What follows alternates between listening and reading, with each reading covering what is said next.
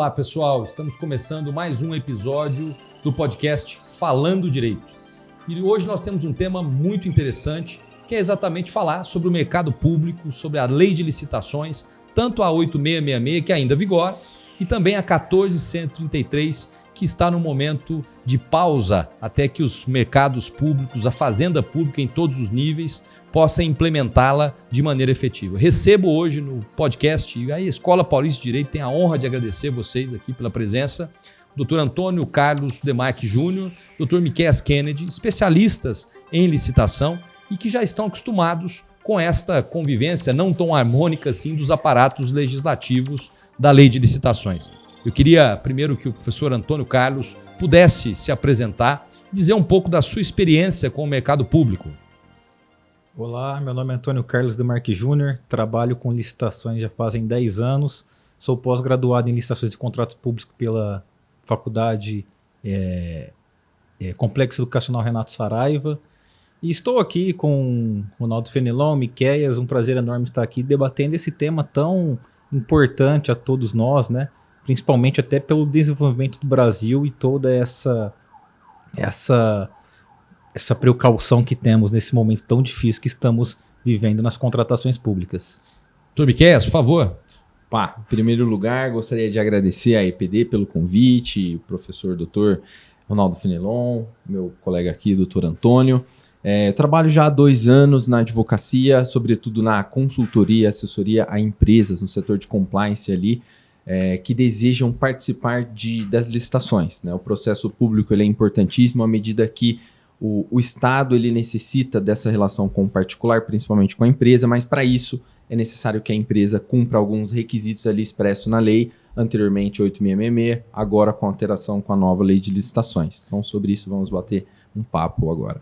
Exatamente. Eu queria começar, doutor Antônio, primeiro, esse ambiente com 2 leis, 2 legislações que até em nuances distintas prevêem disposições diferentes, lógico, a incerteza que todos nós, operadores do direito, temos em relação ao ambiente legislativo, ao ambiente negocial e principalmente o que nos espera, né, em termos de parâmetro, em termos de resultados. Queria que você fizesse, do seu ponto de vista sumário, uma introdução a esse ambiente legislativo que conta tanto com a lei de licitações 8666, que já vigora há muito tempo, e a lei 14133, que veio trazer uma nova roupagem para as contratações públicas. Quais são os pontos de contato dessas 2 leis e quais as inovações que esse novo diploma legal trouxe para o ambiente público?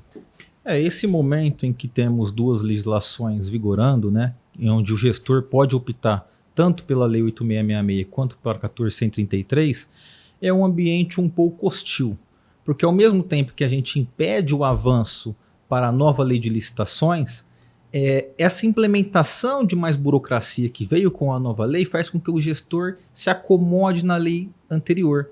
E essa fase de implementação, ela é muito complexa de ser feita. Tem estudos que demonstram que em 6 meses é feito essa implementação de forma adequada. Então, para que os órgãos públicos se adequem à nova legislação, ele tem que estar com aquela visão de que isso vai melhorar o funcionamento no ente público e não apenas trazer maiores burocracias, embora a gente saiba que existe na nova legislação. Já para o particular, eu vejo que esse regime de transição ele é mais facilitado. Não houve mudanças tão grandes para o particular, existe, de fato, alguns meios ali que ele tem que tomar cuidado, cautela, algumas coisas que beneficiem, mas é um período mais tranquilo para o particular, embora é necessário que ele se capacite. Vejo um ponto central ali que o órgão público tem que tomar alguns devidos cuidados. Entendi. E nós temos, portanto, hoje uma perspectiva de um novo regime de comércio, de receita. Há números, inclusive, que mencionam que 1,7 trilhão de reais são destinados a contratações públicas e muitas pessoas ávidas a participar desse mercado público.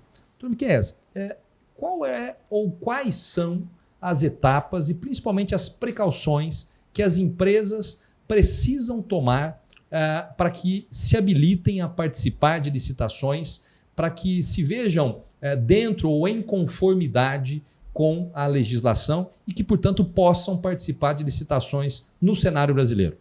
Perfeito.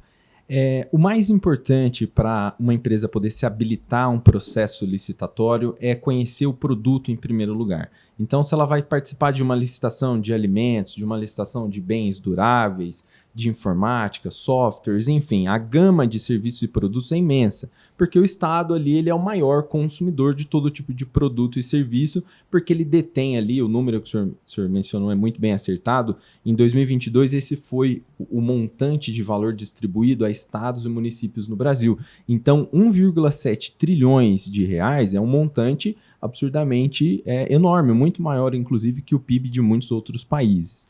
Uma empresa, para ela participar de uma licitação, então, eu coloco como número 1, conhecer o produto que ela comercializa ou o serviço que ela presta. Num segundo momento, a empresa ela precisa ter uma governança, vamos por assim dizer, uma coisa mais simples, mas a conformidade que ela tem com as legislações. Então, tanto trabalhista, quanto a relação que ela tem com seus empregados, a relação com o INSS, a Previdência Social, porque ela vai precisar, para se habilitar, para se capacitar a esse processo, ela vai precisar demonstrar que ela tem condições de entregar aquilo que ela está oferecendo. Então, não basta a empresa se aventurar sem ter ali o CPF ativo, sem ter o seu contrato social devidamente registrado no cartório. Então, são várias etapas que ela tem que passar, burocráticas, para garantir a lisura desse processo. Então, conhecer o produto, ter a sua estrutura, tanto jurídica como empresarial, muito bem estabelecida, é fundamental. Logo após, nós vamos ingressar, e o Dr. Antônio pode falar até muito melhor do que eu, nas etapas práticas do processo licitatório, né? O que eu falei das certidões, das declarações, ali se é uma licitação por melhor preço, se é uma licitação por técnica também, então depende do critério do edital em si. Mas eu acredito que 2 pontos essenciais que nenhuma empresa consegue fugir é a capacitação do seu corpo ali de trabalho, e tanto o conhecimento do produto a fundo que ela está a oferecer ao ente público. Bacana. Então, nós temos, de maneira geral, a necessidade de conhecer do produto em detrimento do edital, ou seja, do anseio do município, do estado ou da federação em comprar e a consonância desse edital com o produto que se oferece. E também, podemos dizer assim, uma questão de compliance, porque eu preciso ter as certidões, eu preciso estar em conformidade com a Justiça do Trabalho, eu preciso pagar meus impostos em dia e eu não posso ter nenhum vício sequer, nenhuma nódoa sequer que impeça essa participação. Está correto esse pensamento? Perfeito, justamente. Porque a empresa ela não pode assumir e transpassar o risco que ela tem como ente privado ao Estado. Então, o Estado ele precisa garantir ali a conformidade, a lisura e a condição plena daquela empresa em entregar o que ela está ali sendo contratada, seja o produto ou serviço. Então, por isso, ela não pode ter nenhum tipo de pendência financeira, tributária, judicial, para que esse risco ou esse passivo, essa dívida, seja assumida pelo Estado e causando prejuízo ao erário, causando prejuízo, na verdade, a toda a população que o Estado tutela. Perfeito. Bom, sob o ponto de vista do direito intertemporal, doutor Antônio, nós temos hoje um momento, eu considero até bastante difícil, porque nós temos 2 leis vigorando ao mesmo tempo. Então nós temos, logicamente, que planificar os próximos anos e entender efetivamente até quando eu posso usar a Lei 8666, quando eu posso usar a 14.133 de maneira consentânea e quais as principais alterações procedimentais, ou vamos chamar assim, pré-processuais. Quando eu uso 8666, quando eu uso 14.133 e o que isso muda em termos de procedimento. A autorização para utilizar 8.666 é até dia 31 de dezembro deste ano, né, 2023. A partir do dia 1º de janeiro de 2024 já é obrigatória a aplicação da 14.133, tendo em vista que a lei anterior estará revogada. Será que vai haver prorrogação? Está tramitando, né, um projeto de lei no Senado, né, a alteração daquela medida provisória que foi feita, que tenta jogar até o final de 2024. Só que eu imagino que não. Eu imagino que agora sim vai ser o marco final, sem prorrogações da lei anterior. E um ponto aí relevante é o aspecto procedimental que é feito na fase antes da publicação do edital. A Lei 8.666, ela trata como primeira fase o edital de licitação. Só que todos nós sabemos que antes do edital há toda uma pesquisa de preço, uma verificação da adequação do que o órgão precisa para aquela contratação, quais são os procedimentos que tem que ser feito para iniciar, sim, o edital, o instrumento convocatório, no caso, enfim. A Lei 14.133, ela pormenorizou a etapa, essas etapas preparatórias. Ela trouxe a necessidade de um estudo técnico preliminar, que o órgão faça toda uma estrutura para que, de fato, na hora que sai o edital, ele saia com bastante precisão. Porque até um estudo muito bacana foi feito num livro Termo de Referência de Jair Santana. Ele menciona que do prejuízo ao erário, pouco do prejuízo é destinado para causas de corrupção e essas coisas do gênero, né? Que 84%, se eu não estou enganado, é valores perdidos por conta de equipamentos, material, mão de obra sem aquela delimitação precisa, com valores mal gastos, né? Então eu acho que essa etapa preparatória ajudará em muito a que esse valor desperdiçado seja melhor gasto, né? Que de fato entra até em consonância com o princípio constitucional da eficiência, e acredito que a partir do momento em que ele for implementado, quando estiver rodando, que essa é a dificuldade, é deixar essas etapas rodando, vai ficar uma contratação bem mais segura, mais precisa, até para o particular e para o órgão público. Porque muitas vezes a gente vê um órgão público reclamando, né? Assim, pô, o copo que eu tomo café aqui na repartição pública, eu coloco café, o copo derrete. O papel higiênico parece uma lixa. Mas por que ocorre isso? Será que foi planejado de uma forma adequada? Será que não existiu alguma falha no procedimento antes do edital? E o particular, ao mesmo tempo que disputa pelo menor preço, ele quer vender a licitação. Afinal de contas, o particular quer o lucro. Então ele vai para vender a licitação. Se todo mundo vai concorrer com aquele produto de qualidade inferior, ele concorrerá também com um produto de qualidade inferior que atenda ao edital. Então fica o particular insatisfeito, o órgão público insatisfeito, todo mundo insatisfeito. A partir do momento em que há uma delimitação, que a etapa preparatória segue aqueles determinados ritos, que o estudo técnico preliminar é delimitado, que o termo de referência é colocado com um objeto que atenda ao ente público, todo mundo passa a ganhar. O particular que oferece um bom produto com um bom preço, o órgão que paga um bom preço e o usuário do serviço que estará satisfeito com material de boa qualidade. E muitas vezes o edital acaba não traduzindo o anseio do próprio administrador. Não é? Ele não consegue traduzir em palavras ou no termo de referência aquilo que se pretende contratar. Acho que por isso é válido, inclusive, esse estudo preliminar, para que você tenha uma adaptação mais próxima até da realidade do que efetivamente o que o edital traz.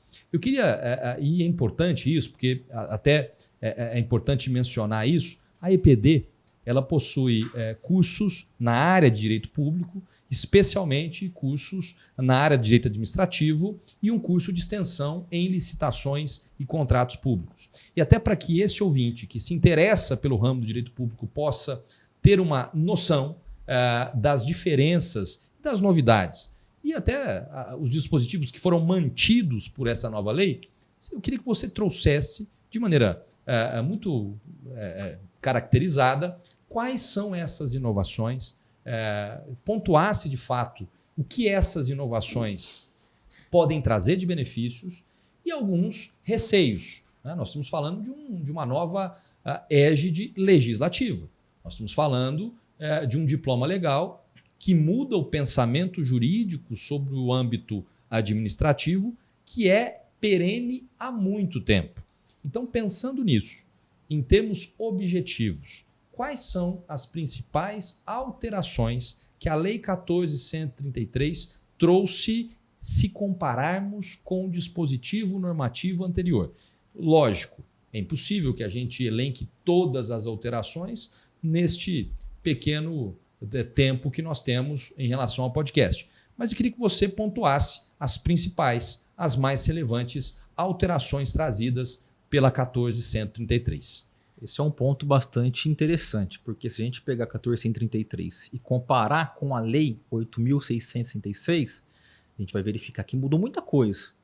Só que a Lei de 93, ela veio se aperfeiçoando com entendimentos jurisprudenciais, veio a Lei do Pregão, que instituiu uma nova modalidade de forma indireta na Lei 8.666, e veio se construindo com RDC, com todos os costumes administrativos, e se construiu um sistema legislativo licitatório que pertencia à Lei 8.166, mas que não estava explícito nela.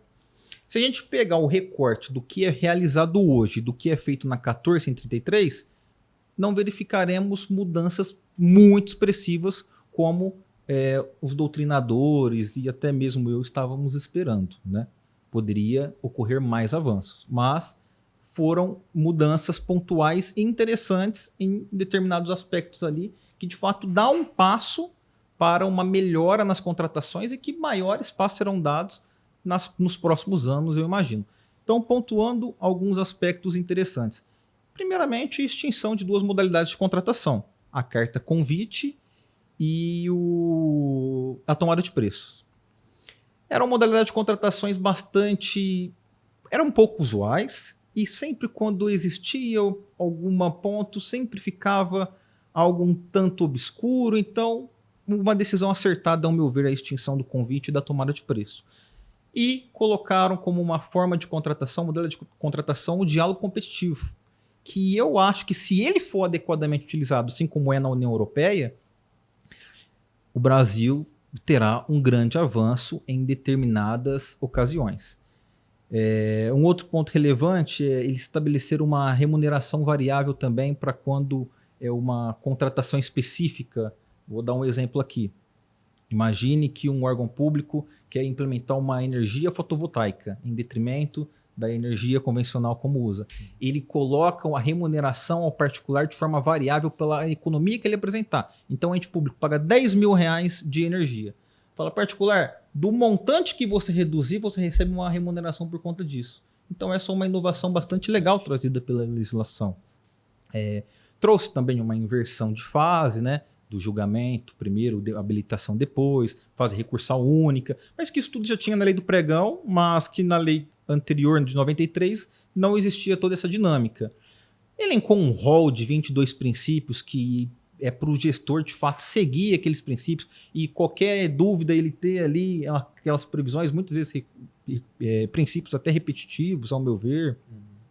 Trouxe também uma divulgação importantíssima no PNCP, que eu acho que esse ponto vai ser de extrema validade tanto para a administração quanto para os particulares, né? Porque quando você concorre particular com uma determinada empresa, você consegue ver que se aquela empresa de fato já prestou serviço para o governo no PNCP, como que ela se comporta nos contratos, se ela sofreu alguma penalidade. As informações serão todas centralizadas no PNCP, assim como a entidade contratante vai fazer a mesma coisa quando for para assinar um contrato, numa fase de habilitação. Deixa eu ver quais são os contratos que esse particular já participou, como que ele atua nesses contratos. Se não é uma empresa que caiu de paraquedas ontem, que o CNPJ é constituído há 10 anos, mas começou a atuar com licitação ontem e está aqui apenas de aventureiro. Então, essas informações centralizadas no PNCP, assim como o edital, o inteiro teor do contrato, será algo bastante proveitoso para todos. Além disso, eu posso elencar aqui várias outras inovações pequenas que houve na licitação, mas eu acho que indo no todo, além da etapa preparatória que eu já citei, são essas as inovações mais robustas. E pincelando um desses elementos inovadores que você trouxe ao conhecimento e até gerando a curiosidade do nosso aluno, dos juristas que acompanham esse podcast, esse diálogo competitivo como nova modalidade, né? E a própria extinção do convite, que se não me falha a memória, o próprio Tribunal de Contas de São Paulo tinha alguns apontamentos em relação ao convite e já vinha sendo preterido das modalidades usuais.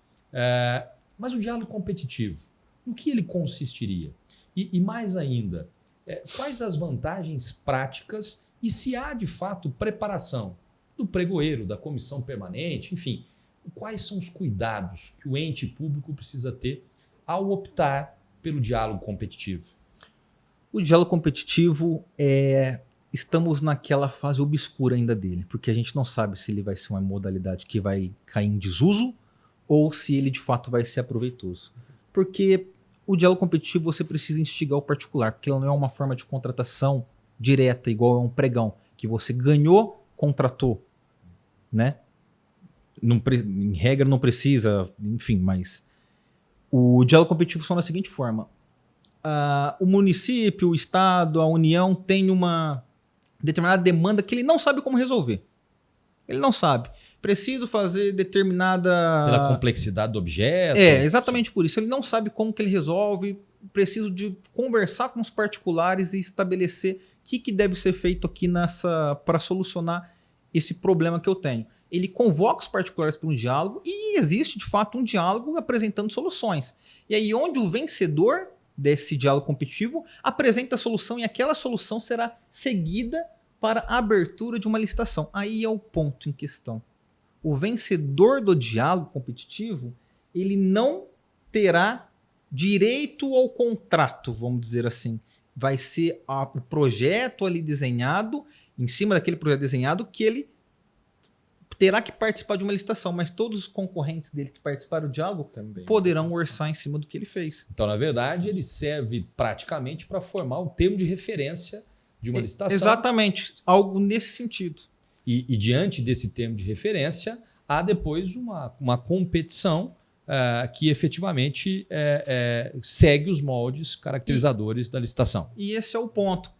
Como que será que a administração vai instigar o particular a participar desse diálogo? Entendi.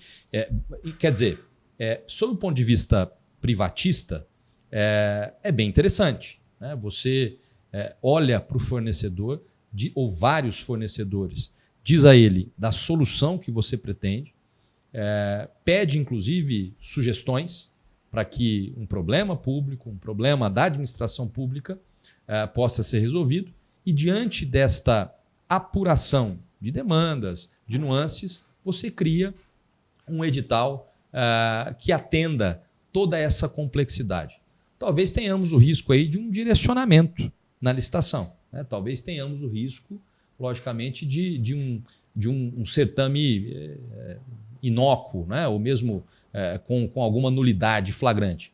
Mas, de fato, se pensarmos assim, de todos os dispositivos, nós não avançamos, né? E a ideia, acho que é desburocratizar, acelerar as contratações e, principalmente, que eu acho que é algo que a gente acaba nos desligando.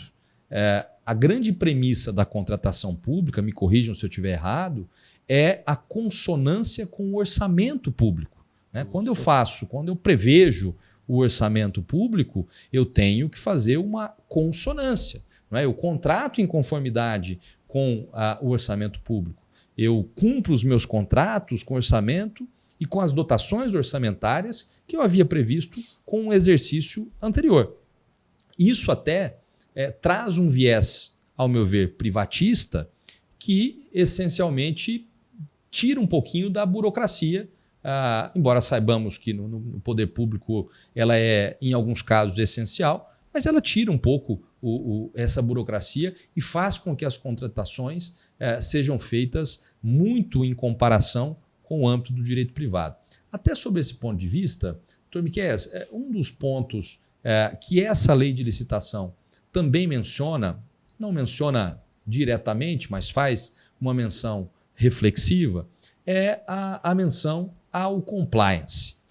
O compliance, visto pelas grandes corporações, as grandes organizações, ele é um tema essencialmente privado, mas, sob o ponto de vista da fraude, da corrupção, é, sobretudo, o liame entre o poder público e o poder privado que gera os processos administrativos, os processos judiciais, as ações de improbidade, os processos coletivos de todas as sortes. Você crê veementemente que essa nova lei de licitações seja um marco para que essas empresas que pretendem negociar com o poder público também se valham desse dispositivo para se autocapacitarem, para que possam também obter conhecimentos na área do compliance? Com certeza, sem dúvida. Antes eu gostaria de fazer um apontamento interessante pelo que o Dr. Antônio falou. Antes de advogar, eu fui servidor público durante alguns anos e por um curto período eu atuei no setor financeiro do órgão público estadual. Interessante que a falha na caracterização do item, ele gera o prejuízo ao Estado. Eu me lembro que numa licitação, se eu não estiver enganado, de convite mesmo, carta convite, foram compradas algumas canetas. E dessas canetas, poucas funcionavam. Então, eu acho que o órgão chegou a comprar 500 canetas, mas que efetivamente funcionavam, eram 100 canetas. Então, você vinha, testava algumas ali, interessante, porque essa caneta, se você olhasse ali a descrição pela BEC, pela Bolsa Eletrônica de Compras, cumpria totalmente. Só que quando você ia usar, ela funcionava ali por 1, 2 dias e logo parava de funcionar. Não tinha nada a ver com o mercado, por exemplo, a gente não precisa mencionar a marca, mas a líder do mercado. Ela trazia muito mais segurança, um custo baixo. Então, essa descrição do item, na prática, eu pude ver o prejuízo ao erário. Linkando essa questão com o compliance, a cada dia que passa eu vejo que o órgão público, e ali por iniciativa dos legisladores, teve a necessidade de diferenciar o que é uma boa empresa, né, um bom fornecedor ali, o bom ganhador de uma licitação, para aquela má empresa, aquela pessoa que já está mal intencionada, aquela pessoa que às vezes recebeu uma punição. E a centralização dos dados nesse ponto é muito importante, porque às vezes uma empresa ela sofreu uma penalidade administrativa, de repente respondeu uma lei de improbidade administrativa, corrupção, fraude, alguma coisa nesse sentido, ele vai, às vezes decreta falência ou não, mas deixa aquela empresa fantasma, abre um outro CNPJ paralelo e vai concorrer com outras empresas legítimas. Então, nesse ponto, o compliance, assim como a centralização dos dados, vem como um esforço do Estado para destacar a empresa boa da empresa que não é boa. E o compliance, inclusive quando a gente entende não só a questão trabalhista, mas tributária, quando a gente vai um pouco além, o Estado ele tem se esforçado também para entender e identificar a empresa que está preocupado com a função social da empresa. Porque a gente sabe que uma empresa, o fim dela é o lucro, mas os fins ele não justificam os meios. Ela não pode passar por cima de qualquer normativa, seja ambiental, seja trabalhista, seja fiscal, para auferir lucro, ainda mais do erário. E isso não é admitível.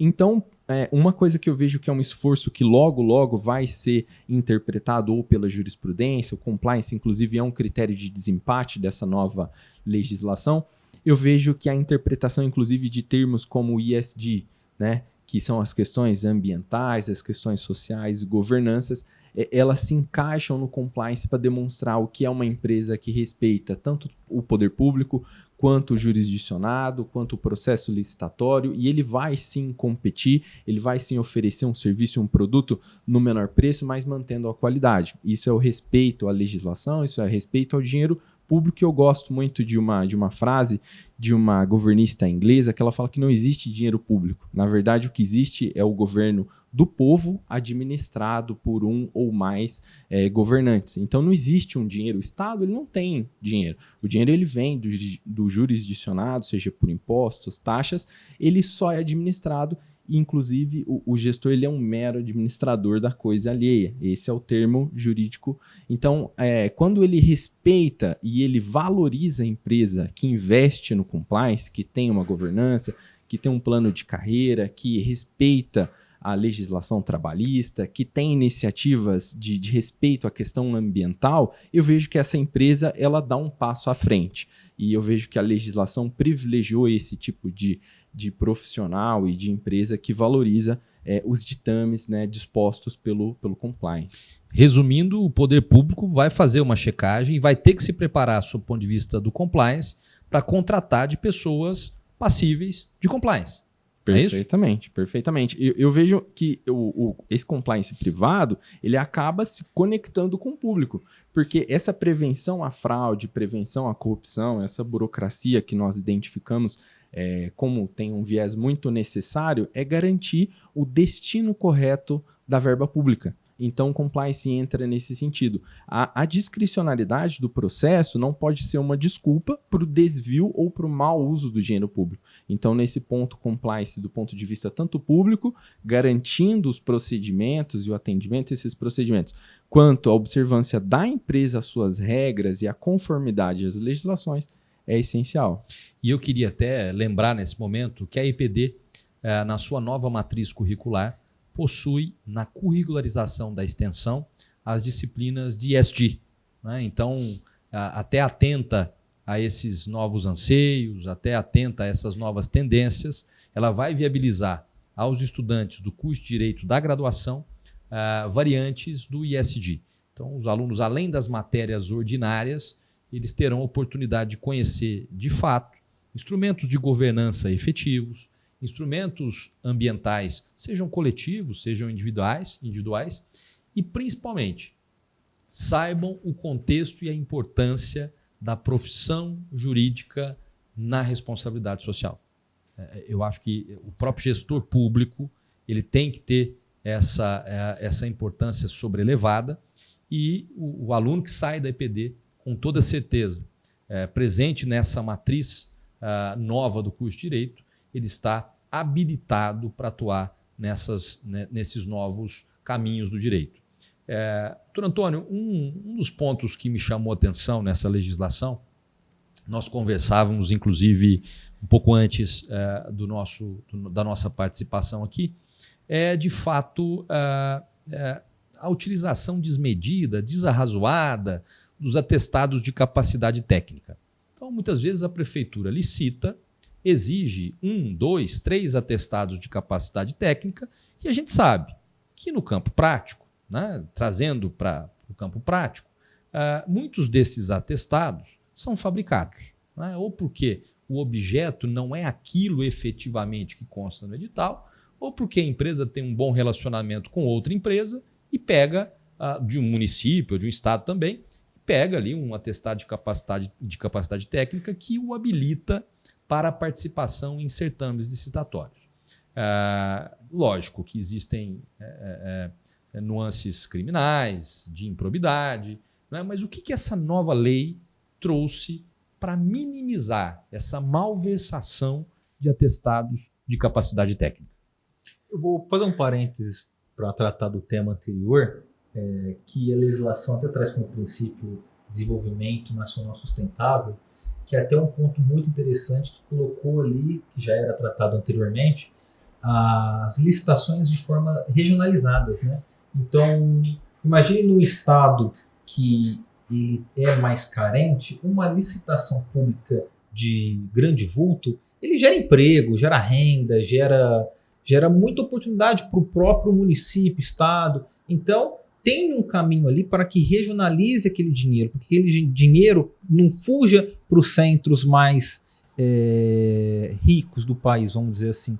Então, e para que aquela região seja de fato desenvolvida. E o desenvolvimento sustentável também trata de licitações e critérios ambientais. Agora, até quando faz uma terceirização de mão de obra, saiu um regulamento do governo federal mencionando que 8% daquelas, que já está na legislação essa ressalva, né? Mas não um percentual estabelecido, que 8% daquelas pessoas que trabalham com mão de obra exclusiva na prestação de serviço tem que ser ou egressos do sistema prisional ou mulheres vítimas de violência doméstica. Então, é um todo pensado para que a licitação, de fato, desenvolva o país e cumpra o previsto no objetivo da República, no artigo 3º da Constituição. Agora, tratando dos atestados, é interessante porque a legislação fez uma coisa que não havia sido feita em 93, que ela deixou de tratar o que deveria ser pedido.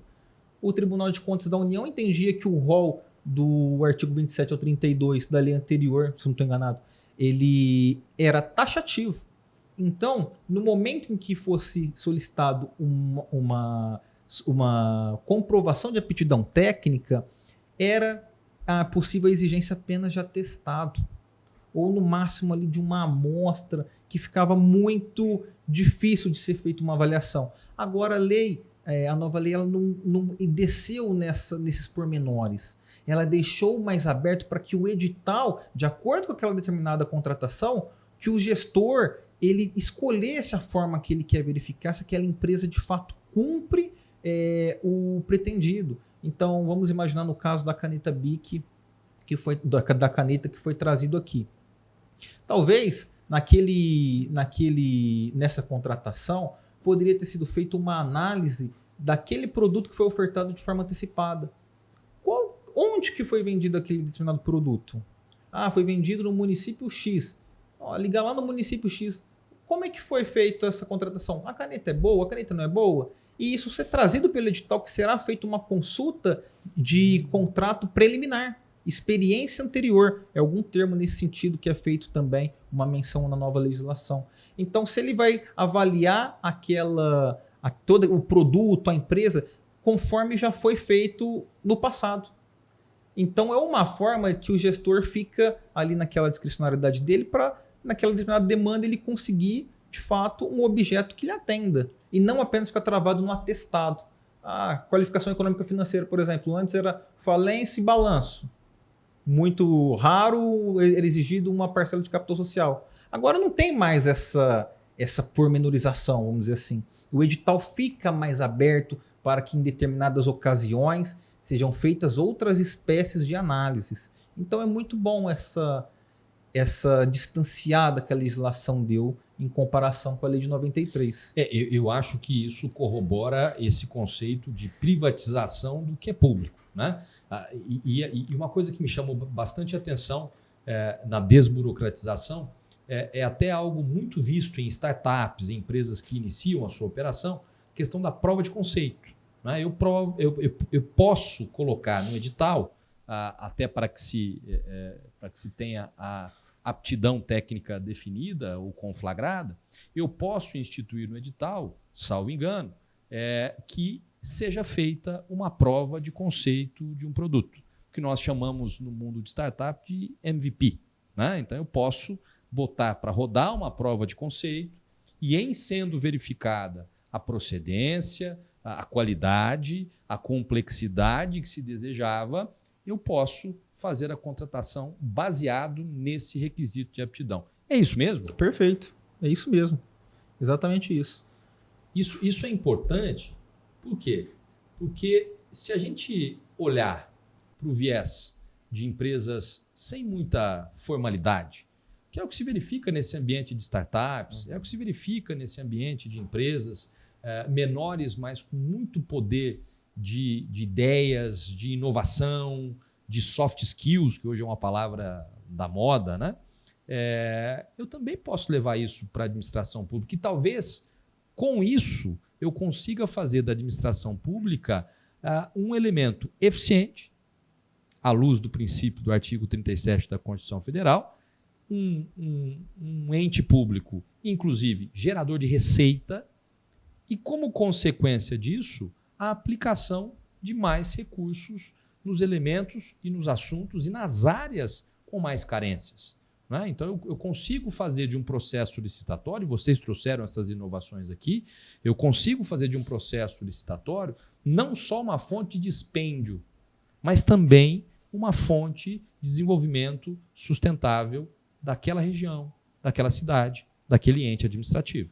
Acho que isso é importante, mudar um pouquinho a chave de que a licitação ela parte do pressuposto de que existe uma corrupção, ela parte do pressuposto de que existe um desvio de finalidade e, logicamente, a gente precisa pensar cada vez mais em gerar efeitos diversos na sociedade.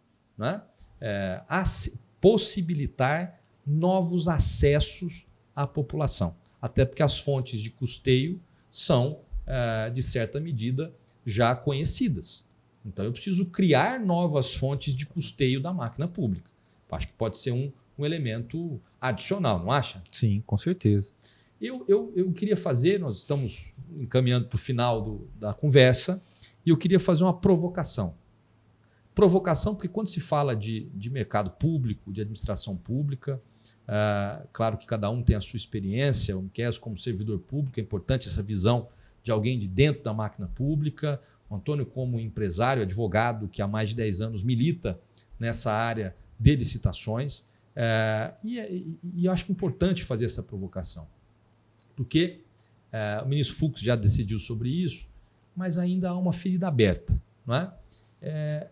Você acha que a improbidade administrativa, ela é, e aí a pergunta evidentemente vai para os dois, ela é caracterizada através de uma má gestão?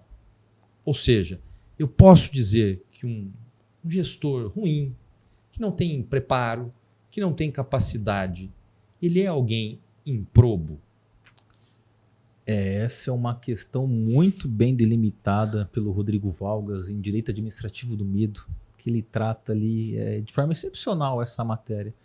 Eu acho que a dificuldade que a lei de improbidade tem é de diferenciar exatamente isso, do gestor ruim, que não é um crime ele ser gestor ruim, do gestor que de fato toma atitudes ilícitas. Então essa diferenciação tem que ser feita. E eu, particularmente, tenho uma visão de que houve, de fato, um avanço com a lei de improbidade. E, obviamente, de forma totalmente contra-majoritária. Mas eu imagino que sim, houve um avanço. Porque a figura da responsabilidade por culpa, por violação de princípio, ainda mais quando a gente traz para a nova lei de licitações, que tem 22 princípios, qualquer análise feita de uma outra forma ali, você acaba caindo numa improbidade administrativa e passa-se a responder a um processo turbulento, que deixa qualquer um sem dormir. Então, esse é o ponto, que a atuação contra os gestores não gere o famoso apagão das canetas que, de fato, é trazido no livro do Rodrigo Valgas. Que o gestor não fique com medo de decidir, afinal de contas, é tarefa dele decidir. E imagino... o doutor vai saber muito mais do que eu, que no serviço público, né, um fica com medo de tomar decisão. O parecer do jurídico nunca é muito consistente, é algo um pouco evasivo, que o pregoeiro fica com o pé atrás ali em algumas determinadas decisões, o gestor também meio que segue o que vai sendo feito, justamente para um empurrando a responsabilidade para o outro. É isso mesmo ou isso não acontece e você vê como um avanço ou um retrocesso? Olha, eu não posso dizer assim, olha, foi excelente ou então foi horrível e fechar ali a minha concepção. Eu tento ir um pouco mais além.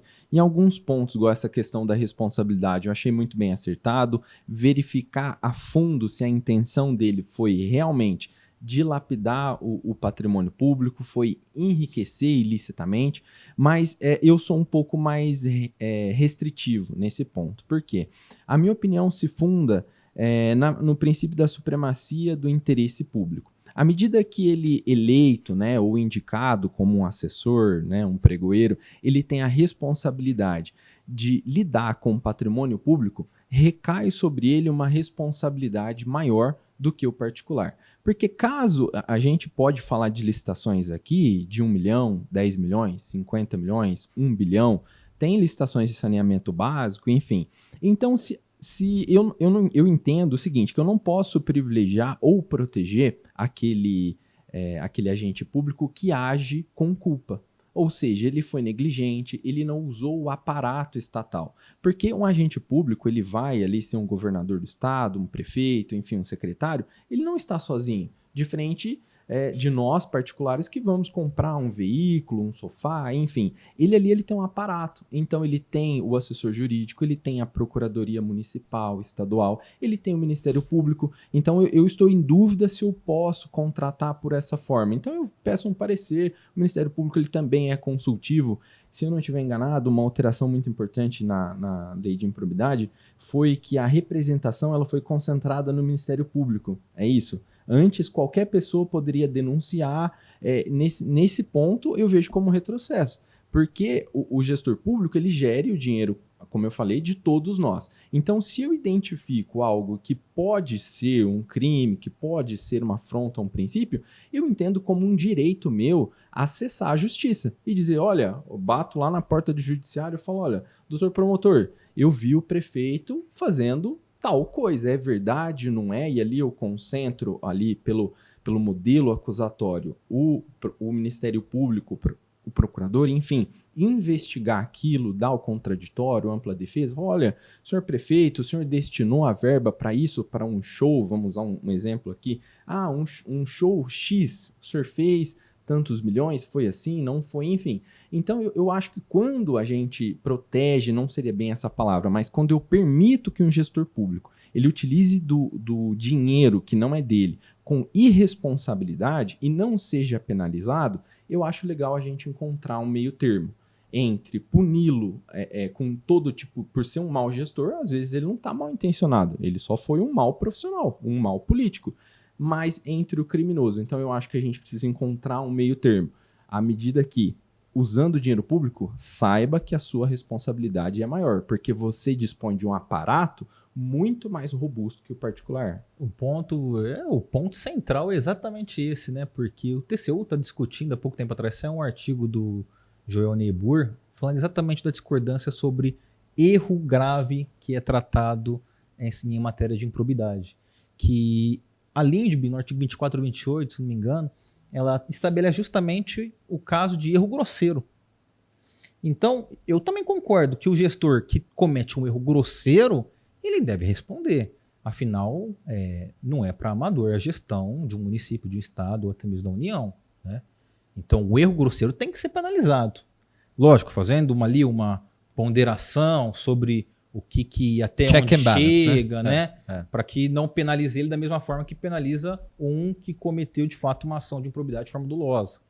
Então, esse é o ponto, achar o que é o erro grosseiro. E aí está onde as discordâncias entre os ministros, né? Eu, inclusive, e na verdade eu não vou tecer, porque eu deixo a responsabilidade para vocês entrevistados, mas na verdade eu entendo que se o gestor ele é um mau gestor, é uma pessoa que não tem letramento, uma pessoa que não tem cognição suficiente para fazer juízos, mas foi eleito e democraticamente eleito, há que se ter um respaldo, há que se ter um devido acatamento ao seu mandato. Eu posso até não concordar com as decisões que ele toma e por isso que no outro ciclo eleitoral eu tento assim mudar. Mas também deixar ao bel prazer, né, para que ele faça e tome as decisões com esse conhecimento prévio, né, da cognição sumária que ele possui, pode realmente ser um risco. Mas é importante que a gente possa discutir.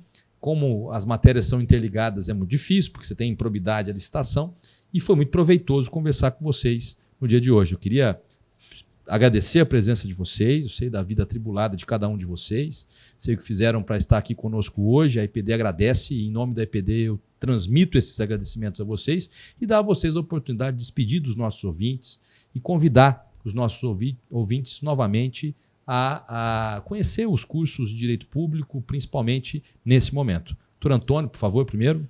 Eu agradeço imensamente essa oportunidade que concedida, doutor Ronaldo. É brilhante estar aqui com dois grandes juristas e poder fazer parte dessa mesa de debate. Eu agradeço muito a EPD por conceder esse espaço e trazer essas discussões sobre licitação, ainda mais nesse momento, né? Então é algo muito bacana essa iniciativa.